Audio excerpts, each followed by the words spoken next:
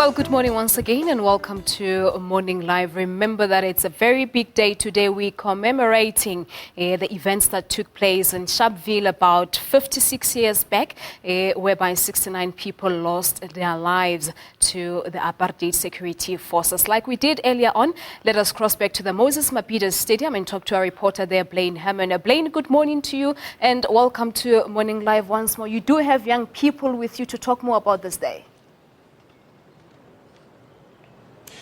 Yeah, very good morning to you. Back live from the Mabida Stadium. It is where the national event for Human Rights Day is going to be taking place. It kicks off at around 11 o'clock, the formal proceedings.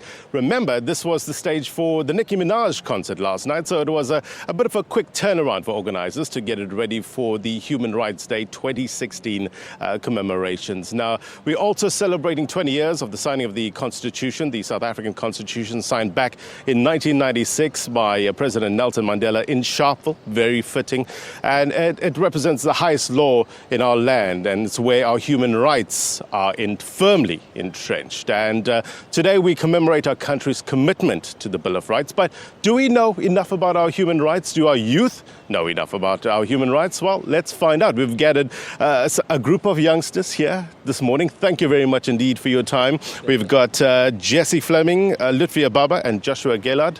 I know public holiday mornings are very special to the youth, but thank you very much indeed for making time here. Human Rights Day, what does it mean to you? Well, for me, the simplest way that I can understand it is to live equally, no matter your gender, no matter your race, no matter, your geographic status, no matter what you are.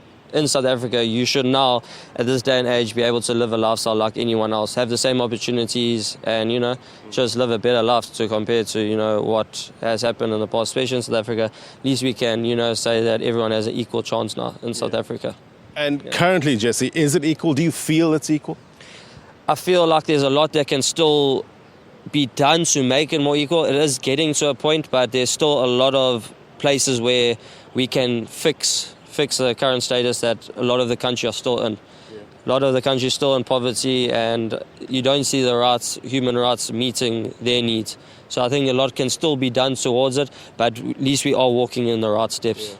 Lutfi, many youth will put on the radio this morning and listen to some people talking about the significance, watch TV, watch our broadcasts, look at politicians talking about the significance.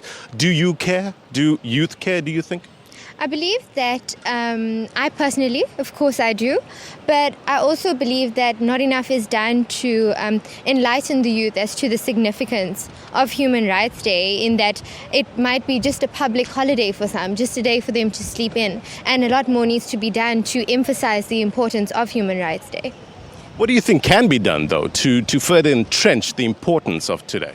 I feel like emphasis, especially at a primary foundation level, in schooling, for instance, in the early years where children are growing and developing, in those phases we need to ensure that enough has been put in by educators and by society in itself, just to show the children that human rights is something that needs to be taken extremely seriously, because it's something that is so significant to our world, especially at present, and equality in general. So yeah, a lot needs to be done in that respect. Joshua, do you agree? Do you take it seriously, or is it just another day to maybe sleep in a bit? No, I don't believe that it's another day to sleep in. I think when it comes to events like this, it could be expressed more human rights could be expressed more. But I think when it comes to events like this, I think more so it becomes a political agenda. So I think it should be more apolitical, where there shouldn't be anything concerning certain parties. And I think it would be better if they just inform. For example, I was speaking to my father and he said that what do I call it?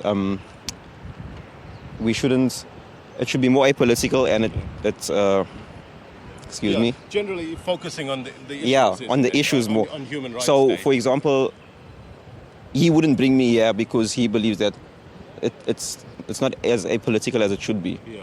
So you're not going to bring your family along to come and celebrate Human Rights Day when they're not necessarily speaking more about that issue. Yeah.